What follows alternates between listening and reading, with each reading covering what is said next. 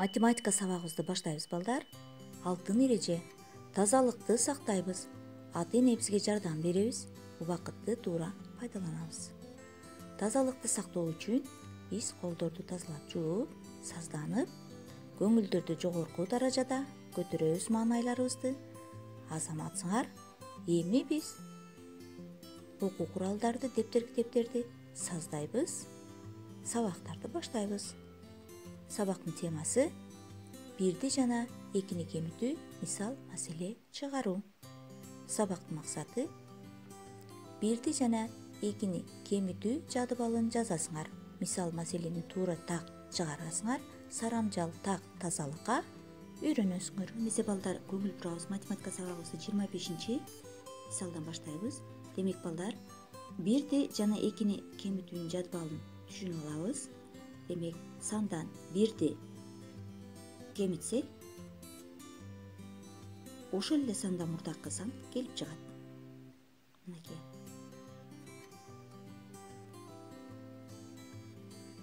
Сандан 2 кемитүү үчүн 1 2 жолу кемитүү керек. Сандан 2 кемитүү үчүн 1 2 жолу кемитүү керек. Түшүнүктүү болду балдар? Анда эмесе 26 мисалды аткарабыз. Балдар, бул жерде 1 жана 2 кемитүүнүн жадыбалдарын дептерибизге толуктап жазуубуз керек экен.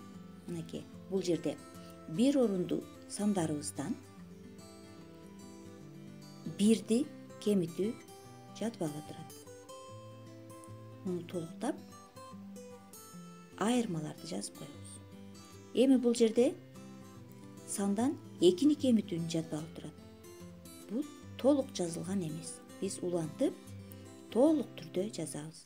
Демек, толук түрдө бир орундуу сандарды бүт бардыгын жазабыз. Биздин бир орундуу сандар кайсылар эле? 1ден 9га чейинки болгон сандар бир орундуу сандар. Ошол бир орундуу сандардан 2 кемитүүнү жадыбалын толуктап дептерибизге жазып коебуз. Эми карагыла.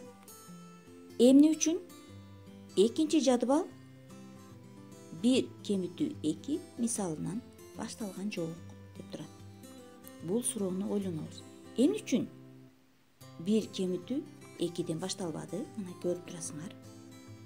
Себебин билесиңер да туурабы балдар? Билесиңер. Себеби 2 1ден чоң болгондуктан биз 1ден 2 кемите албайбыз. Ошондуктан 2ден башталды. 2 кемитүү жадыбалы 2ден башталды. Мынакей. 2 кемитүү 2 деп башталды.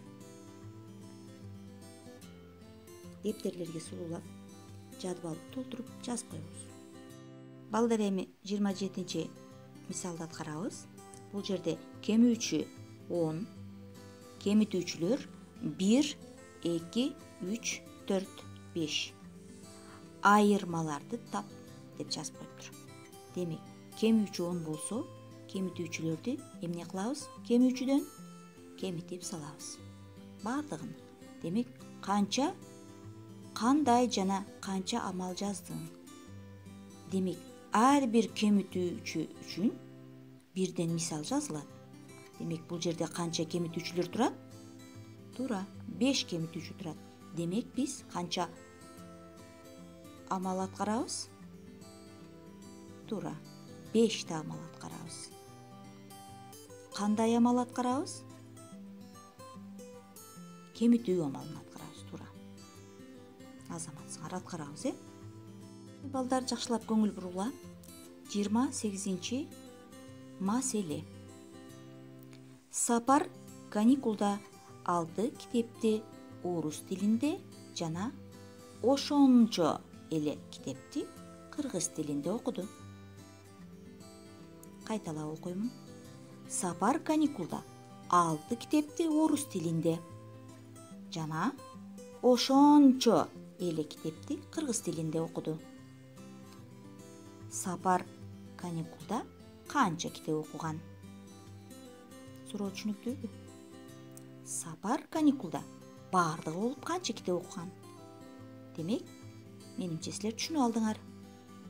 силер азаматсыңар.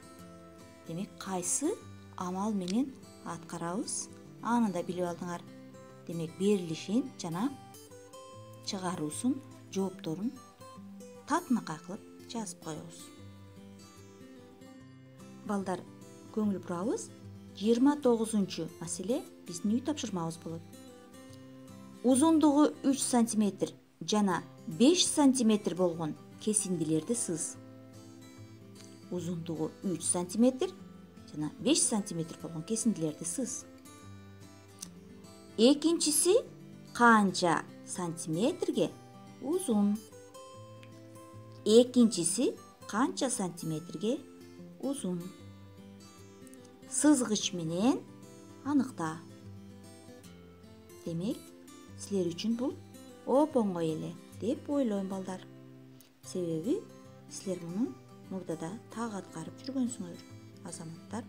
Демек, бул маселе түрүндө чыгарып коебуз. Берилишин жазабыз, кесиндилерди сызабыз. Узундугу 3 сантиметр, 5 сантиметр болгон кесиндилерди сызып, анан алардын айырмачылыгын билип коебуз. Аткарып тапшырмаларды татынакай кылып жөнөтөсүңөр мага, азаматтар. Дептерлериңерге сулуу жазып, таза, туура, так аткарып жөнөткүлө.